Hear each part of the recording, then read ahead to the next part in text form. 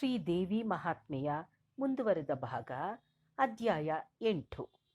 ರಕ್ತಬೀಜಾಸುರನ ವಧೆ.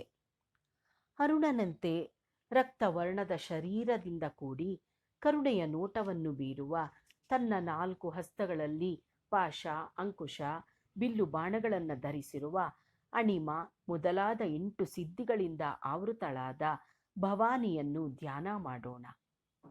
ಸುಮೇಧ ಋಷಿಯು ದೇವಿ ಚರಿತ್ರೆಯನ್ನು ಮುಂದುವರಿಸ್ತಾನೆ. ಚಂಡಮುಂಡ ದೈತ್ಯರು ದೇವಿಯಿಂದ ಈ ರೀತಿ ಹತರಾದ ಮೇಲೆ ರಾಕ್ಷಸ ಸೈನ್ಯವೆಲ್ಲ ನಾಶವಾಗಿ ಹೋಯಿತು. ಆಗ ಪ್ರತಾಪಶಾಲಿಯಾದ ಶುಂಭನು ಕೋಪದಿಂದ ದೈತ್ಯ ಸೈನ್ಯಕ್ಕೆ ಮತ್ತೆ ಯುದ್ಧಕ್ಕೆ ಸಿದ್ಧ ಆಗುವಂತೆ ಆಜ್ಞೆ ಮಾಡ್ತಾನೆ. ಎಲ್ಲ 86 ದೈತ್ಯ ಕುಲದವರು ಆಯುಧ ಸಹಿತರಾಗಿ ಯುದ್ಧಕ್ಕೆ ಹೊರಡಿರಿ. 84 ಬಗೆಯ ಕುಂಬು ರಾಕ್ಷಸರು ತಮ್ಮ ಸೈನ್ಯದೊಂದಿಗೆ ಹೊರಡಲಿ ಎಂಬುದೇ ಆತನ ಆಜ್ಞೆ ಆಗಿತ್ತು. ಅವರೊಂದಿಗೆ ವೀರರಾದ ರಾಕ್ಷಸರು ತಮ್ಮ 50 ಕೋಟಿಗೂ ಮೀರಿದ ಸೇನಾಪಡೆಗಳ ಜೊತೆಗೆ ಯುದ್ಧಕ್ಕೆ ಹೊರಡುತ್ತಾರೆ. ಕೌಲಕ, ದಾರ್ಹೃದ, ಮೌರ್ಯ, ಕಾಳಿಕೇಯ ವಂಶದ ರಾಕ್ಷಸರು ಶುಂಭನ ಅಪ್ಪಣೆಯಂತೆ ರಣರಂಗಕ್ಕೆ ಹೊರಡುತ್ತಾರೆ.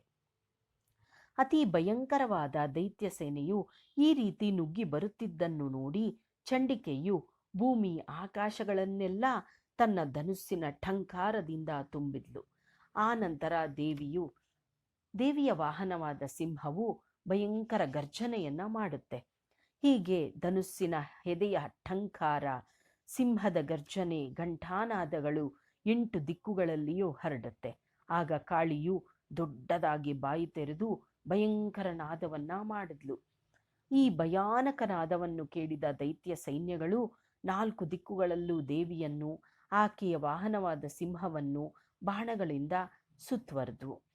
ಈ ಮಧ್ಯೆ ದೈತ್ಯರ ನಾಶಕ್ಕಾಗಿ, ದೇವತೆಗಳ ಉದ್ಧಾರಕ್ಕಾಗಿ ಬ್ರಹ್ಮ, ಶಿವ, ಸ್ಕಂದ, ವಿಷ್ಣು, ಇಂದ್ರರ ಬಲವತ್ತರವಾದ ಶಕ್ತಿಗಳು ಅವರವರ ದೇಹದಿಂದ ಹೊರಬಂದು ಚಂಡಿಕೆಯನ್ನ ಸೇರಿದ್ದು. ಆಯಾ ದೇವತೆಗಳ ರೂಪ, ಭೂಷಣ, ವಾಹನಗಳು ಅದೇ ಆಕಾರವನ್ನು ತಾಳಿ ಅಸುರರೊಡನೆ ಯುದ್ಧ ಮಾಡಕ್ಕೆ ಬರುತ್ತೆ. ಬ್ರಹ್ಮಶಕ್ತಿಯು ಹಂಸವಾಹಿನಿಯಾಗಿ, ಜಪಮಾಲ ಕಮಂಡಲಧಾರಿಗಳಾಗಿ ಬ್ರಹ್ಮಾಣಿ ಅನ್ನೋ ರೂಪದಿಂದ ಬಂದ್ಲು. ವೃಷಭ ವಾಹಿನಿಯಾದ ಮಹೇಶ್ವರಿಯು ತ್ರಿಶೂಲವನ್ನು ಧರಿಸಿ ಬಂದ್ಲು. ಶಕ್ತ್ಯಾಯುಧವನ್ನು ಧರಿಸಿ ನವಿಲನ್ನು ವಾಹನವಾಗಿ ಉಳ್ಳ ಕೌಮಾರಿಯೂ ಕೂಡ ಅಲ್ಲಿಗೆ ಬಂದ್ಲು. ಗರುಡ ವಾಹಿನಿಯಾದ ವೈಷ್ಣವಿಯು ಶಂಖ, ಚಕ್ರ, ಗದೆ, ಶಾರ್ಘ, ಖಡ್ಗಗಳನ್ನು ಧರಿಸಿ ಯುದ್ಧ ಮಾಡಕ್ಕೋಸ್ಕರ ಬಂದ್ಲು. ಯಜ್ಞ ವರಾಹ ರೂಪವನ್ನು ಧರಿಸಿದ ಶ್ರೀಹರಿ ಶಕ್ತಿಯಾದ ವಾರಾಹಿಯು ಕೇಸರಗಳನ್ನು ಕೊಡವಿ ನಕ್ಷತ್ರ ಸಮೂಹವನ್ನು ಚಿಮ್ಮಿಸುತ್ತಿದ್ದ ನಾದಸಿಂಹಿಯು ಅಲ್ಲಿಗೆ ಬಂದ್ಲು. 1000 ಕಣ್ಣುಗಳುಳ್ಳ ಐಂದ್ರಿಯ ಗಜಾರೂಹಿಣಿಯಾಗಿ ವಜ್ರಾಯುಧವನ್ನು ಧರಿಸಿ ಅಲ್ಲಿಗೆ ಬಂದ್ಲು. ಆಗ ಮಹೇಶ್ವರನು ಈ ಅಸುರರನ್ನು ಕೊಲ್ಲು ಎಂದು ಚಂಡಿಕೆಗೆ ತಿಳಿಸ್ತಾಳೆ. ದೇವಿಯ ಶರೀರದಿಂದ ಅತ್ಯುಗ್ರಳು ಭಯಂಕರಳು ಆದ 100 ನರಿಗಳ ನಾದಗಳಿಂದ ಕೂಡಿದ ಚಂಡಿಕಾ ಶಕ್ತಿಯು ಹೊರಬಂದಳು.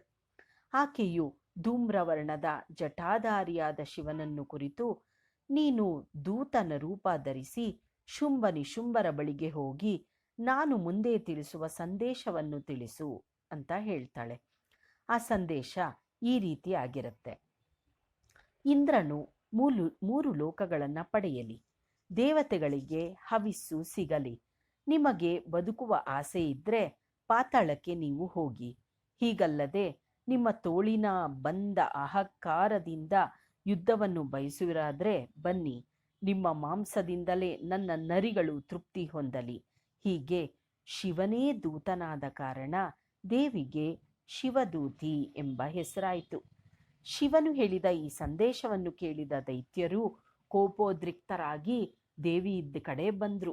ಅನಂತರ ಆ ದೇವಶತ್ರುಗಳು ಮೊದಲು ಆ ದೇವಿಯ ಮೇಲೆ ಬಾಣ, ಶಕ್ತಿಯಾಯುಧಗಳ ಮಳೆಯನ್ನೇ ಸುರಿಸಿದ್ರು.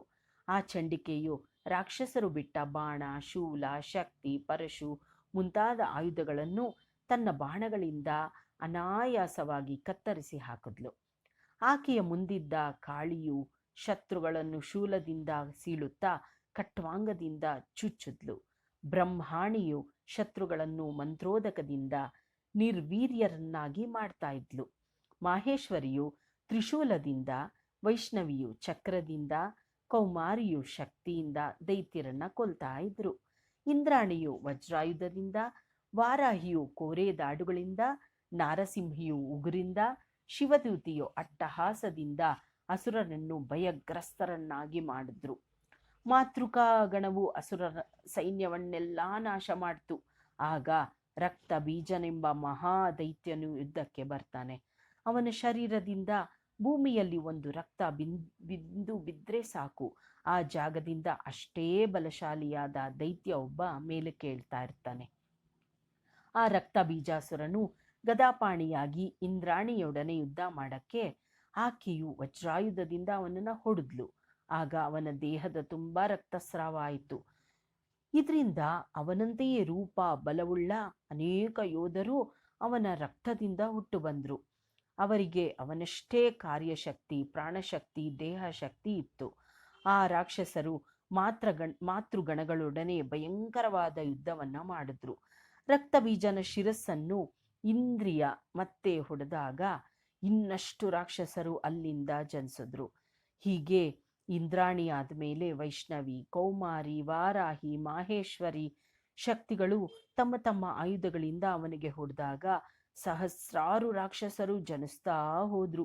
ಹೀಗೆ ಜಗತ್ತೇ ರಕ್ತ ಬೀಜಾಸುರರಿಂದ ತುಂಬಿ ತುಂಬಿ ಹೋಯಿತು. ಆಗ ರಕ್ತ ಬೀಜಾಸುರನು ಕೋಪಗೊಂಡು ಗದೆಯಿಂದ ಮಾತೃಕೆಯರನ್ನ ಹೊಡಿತಾನೆ. ಅವನ ರಕ್ತದಿಂದ ಜನಿಸಿದ ರಾಕ್ಷಸರಿಂದ ಜಗತ್ತೆಲ್ಲವೂ ತುಂಬುತ್ತಾ ಹೋಗುತ್ತೆ. ದೇವತೆಗಳಿಗೆ ಭಯ ಆಯಿತು. ಚಂಡಿಕೆಯು ಕಾಳಿಯನ್ನು ಕುರಿತು ಹೀಗೆಂದ್ಲು, ಹೇ ಚಾಮುಂಡಿ, ನಿನ್ನ ವದನವನ್ನು ವಿಸ್ತರಿಸು, ಈ ರಕ್ತ ಬೀಜಾಸುರನನ್ನು ಬಾಯಿಂದ ಹೀರಿಬಿಡು.